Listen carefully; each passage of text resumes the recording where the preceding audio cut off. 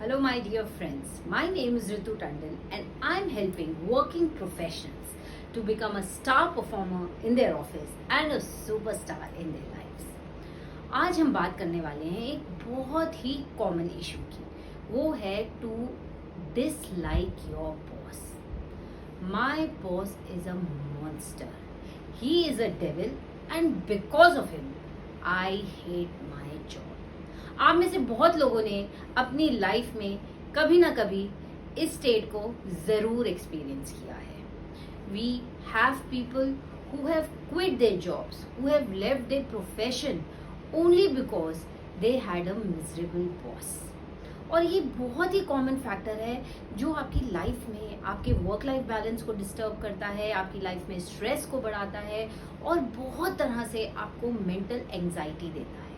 So if you are also the one who is dealing with this kind of an issue or pressure at workplace, then you need to watch this video, because here I will be sharing 5 simple ways wherein you can deal with a tough boss and also mentally prepare yourself to view him with a different perspective.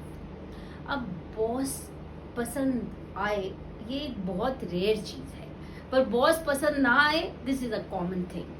But sometimes what happens is the dislike grows and grows to an extent that you go into a state of mental depression just because of one miserable person in your life. तो क्या सारा दोष सिर्फ हमारे boss का होता है? क्या हमारा अपनी लाइफ पे, अपने इमोशंस पे, अपनी capability to handle circumstances and people है ही नहीं? Can an external person control our lives to this extent that he can drive us to a state of despair? You really need to ask that question, because if there is some amount of control that we can have on our life, then why not? तो आज सबसे पहली मेरी tip है to handle a difficult boss is to get to the grassroots of his behavior. बहुत बार ऐसा होता है दैट वी जज a book by its cover. Your boss may be a tough nut to crack और he may have a very hard core exterior, but deep down he may be dealing with certain emotion turmoil in his life. There could be financial crisis that he may be going through. There could be health issues which he may be dealing with.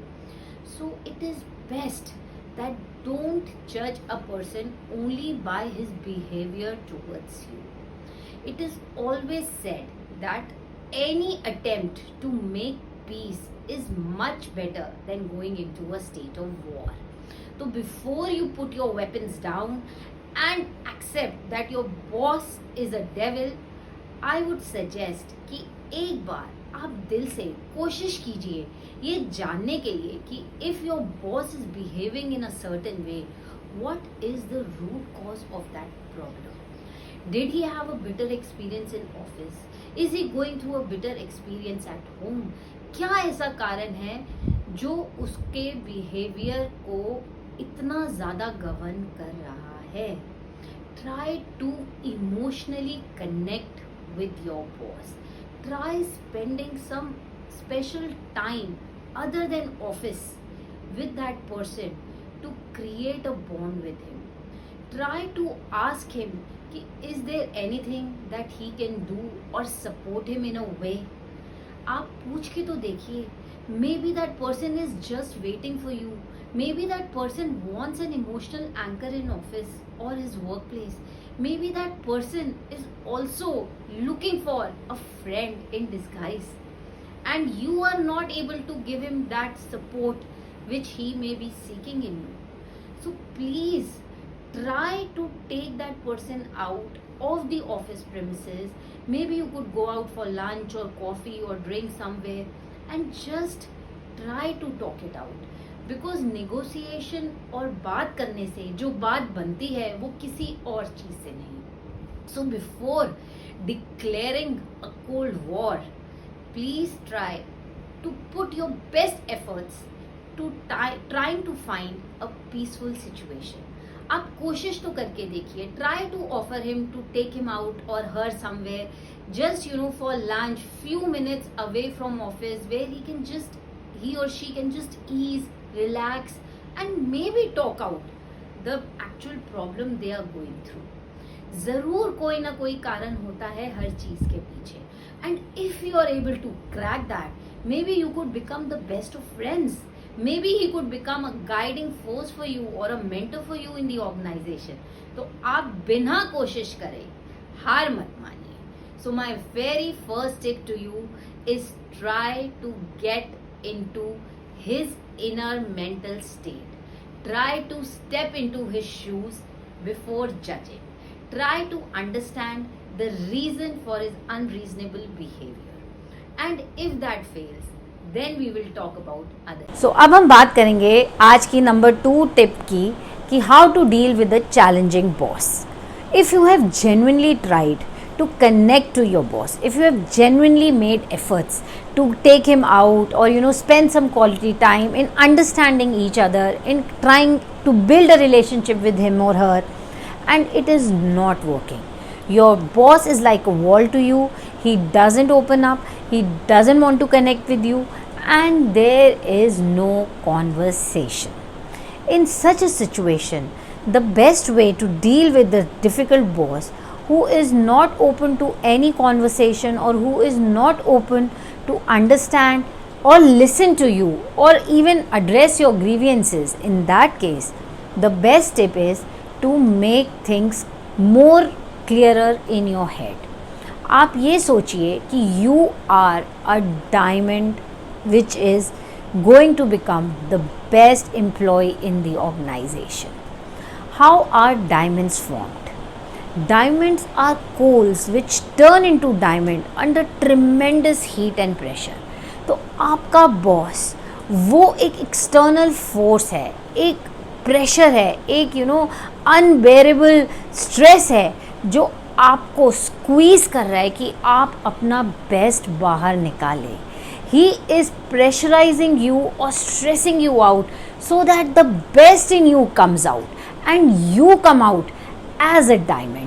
आप हीरे की तरह चमके, इसलिए आपका boss वो pressure बन के आपके जीवन में आया है जो आपको हर पल तराश रहा है.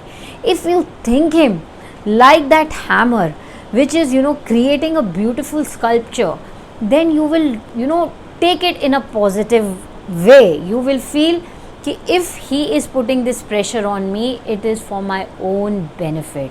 He wants to turn me into something much better than what I am today. और जब आप ये स्विच अपने माइंड में कर लेंगे, आपको आपके बॉस का हर प्रेशर उतना गंदा नहीं लगेगा और उतना ट्रबल नहीं देगा जितना वो आपको आज दे रहा है. आप ये सोच के उस प्रेशर को लेंगे कि इसमें मेरा ही कुछ भला है. He is trying to make me better in some way or the other. And the moment this switch happens, you start working on improvising yourself rather than focusing your energy in criticizing your boss. So please start taking that as a pressure from outside which has purposely come into your life to force you to come out of your comfort zone and become a better version of yourself. तो अब हम बात करेंगे number 3 tip of the day की, how to deal with a monster boss. तो अगर आपके पहले 2 तरीके आपको अभी भी हेल्प नहीं कर रहे अपने बॉस के साथ डील करने के लिए, तो आप एक पेपर और पेन लीजिए, 2 कॉलम बनाइए. एक में लिखिए the good qualities of my boss और दूसरी साइड पे लिखिए negative qualities of your boss. हो सकता है आपको उनमें सिर्फ 1 या 2 या 3 4 मैक्सिमम गुड क्वालिटीज़ दिखे, and there may be a list of a number of negative traits in your boss. It doesn't matter. But once you start focusing on the good points, आप सिर्फ ये देखिए कि उनकी कौन सी क्वालिटी है उनके अंदर जो उनको उस पोजीशन तक पहुंचा पाई है. May be those qualities are the qualities of a leader. तो क्या आपके अंदर वो लीडरशिप क्वालिटीज़ हैं जो आपके बॉस में हैं? कुछ तो ऐसी ख़ास बात होगी आपके बॉस में कि वो आपका बॉस है और आप उनके बॉस नहीं। सो क्या वो स्पेसिफिक ट्रेट आपने अपने अंदर इम्बाइब किया है या नहीं, क्या वो आपने उनसे सीखा है या नहीं, and from there changes your perspective towards your boss. You will try to focus on his good quality and try to imbibe that quality in your behavior. तो क्या वो अच्छी आदतें या अच्छी प्रेजेंटेशन स्किल्स या अच्छी कम्युनिकेशन स्किल्स या वो स्ट्रेटेजिक थिंकिंग या वो क्रिएटिव थिंकिंग, कुछ ना कुछ तो ऐसा आपके बॉस में होगा जो अभी आपको उनसे सीखना है. So just focus on learning and acquiring those skills that your boss has and you still don't have. So that will change your perspective towards your boss and maybe reduce your dislike and hatred towards him. Now we will focus on all the list of negative things that you have written or observed about your boss. अब आप एक एक करके देखिए जो जो habits या behaviour या कैरेक्टरिस्टिक्स आपके बॉस में है, कहीं वो आपके अंदर तो नहीं आई, यानी कि कहीं आप साइलेंटली उसी बिहेवियर को तो नहीं मॉडल करना शुरू हो गए. Be a conscious observer of your own behaviour and your own characteristics. It is rightly said that we become a sum total of the 5 people we are spending our time with. तो अगर आप अपने boss के साथ बहुत समय बिता रहे हैं और ना चाहते हुए भी आप उन्हीं की तरह बनते जा रहे हैं, तो please stop that. You have to monitor your behaviour. आप खुद रिस्पॉन्सिबल हैं अपनी कैरेक्टरिस्टिक्स, अपने एट्रीब्यूट्स और अपनी वैल्यूज़ के लिए. तो आप किसी के भी इन्फ्लुएंस में आके अपना right attitude, right behaviour, right characteristics को नहीं बदल सकते. जो चीज़ें आपको पसंद नहीं हैं, बिकम अ चेकर कि वो चीज़ें आपके अंदर ना आए. Take a feedback from your colleagues, take a feedback from your juniors and ask them, क्या आपके अंदर भी कुछ वैसी कैरेक्टरिस्टिक्स आनी शुरू हो गई हैं या आ गई हैं. So please check and stop them there. This is the best way to monitor yourself. Take the positive from that person and leave the negative aside. ऐसे ही आपको अपने आप को तराशना है. आप खुद सोचिए, जो चीज़ें आपको दूसरे में पसंद नहीं हैं, अगर आपके अंदर भी गलती से वो चीज़ें आ गई तो आपको भी लोग नापसंद करेंगे. So please do a regular self check. Please regularly evaluate your behavior and your relationship with other people. And if you are able to only take the good from that person and also try to reduce your negative traits, further letting them develop, so I think you will become a superstar in your organization.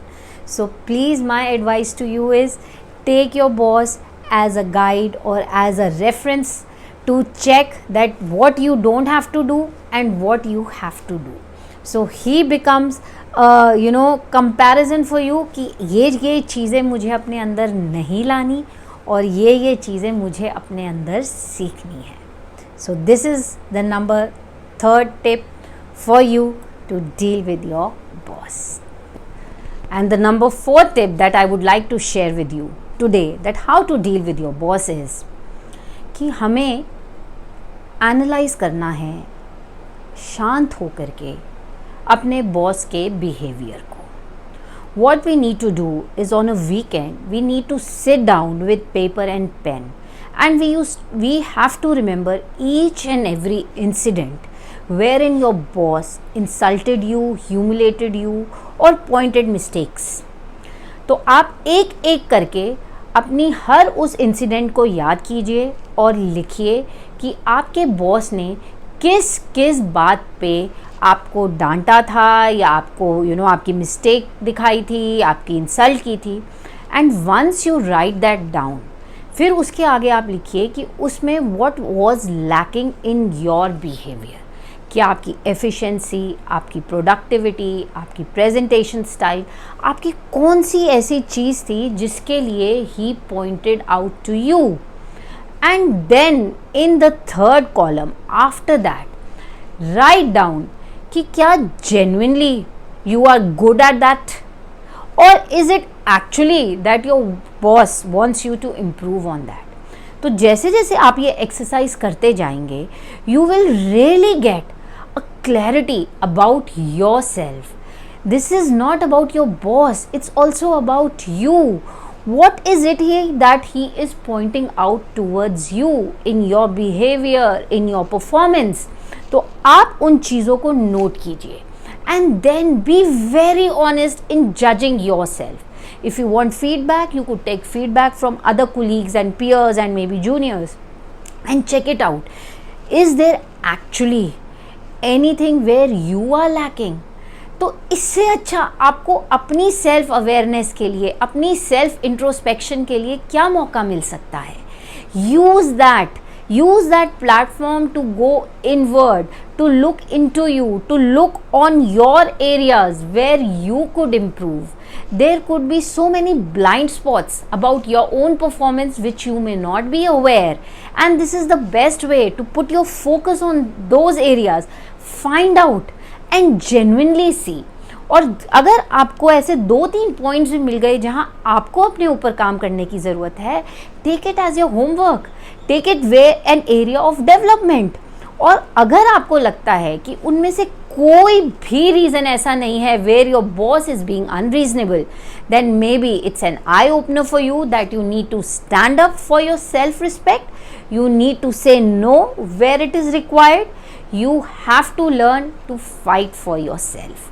तो दोनों तरीके से आपकी self awareness अपने बारे में बढ़ेगी. So if you learn that there is something you need to improve, you work on it. And if you know that there is nothing for you to improve, but rather it is just your boss unreasonable behavior, you need to check. So in that case you have to stand up for yourself, because अगर आप खुद के लिए नहीं लड़ेंगे तो कोई आपके लिए नहीं लड़ने वाला. You have to learn to fight your own battles, and that is what my tip to you is. And now we talk about the fifth tip, how to deal with a devil boss.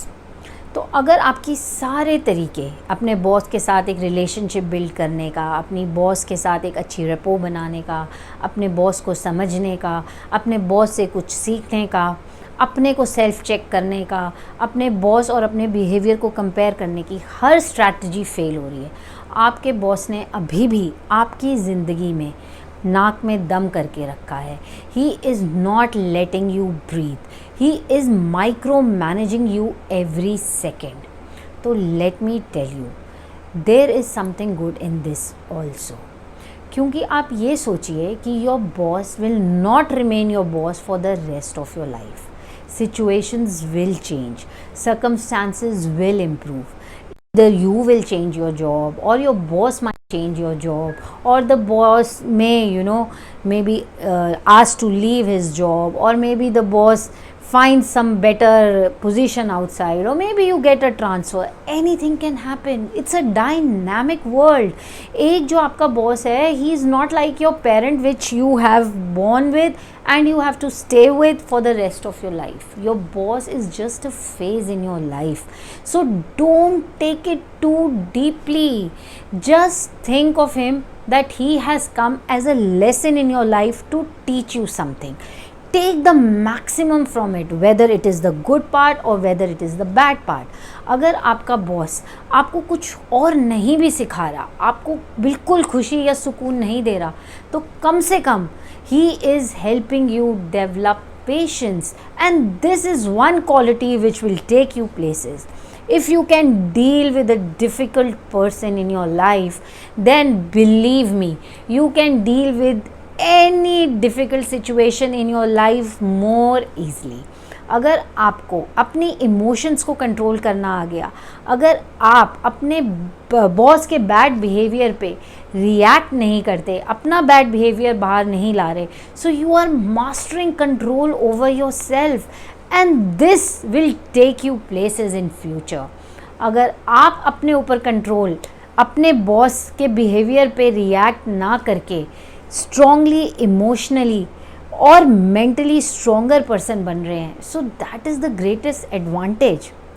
और कई बार होता क्या है, when your boss is micromanaging you, that means कहीं ना कहीं आपके अंदर वो हैबिट्स आ जाती हैं कि मुझे अपने हर एक सेकंड को कैसे मैनेज करना है. और जब आपका बॉस चेंज हो जाता है या आप खुद अपनी जॉब चेंज करते हैं या आप लाइफ में कुछ और कर रहे होते हैं, this habit goes with you and later you will realise that this habit has been very helpful because आप automatically अपने टाइम को बहुत ही अच्छी तरह से डिवाइड करना शुरू हो जाते हैं. You know how to strategically break any big task into smaller steps and you start doing the same for your team.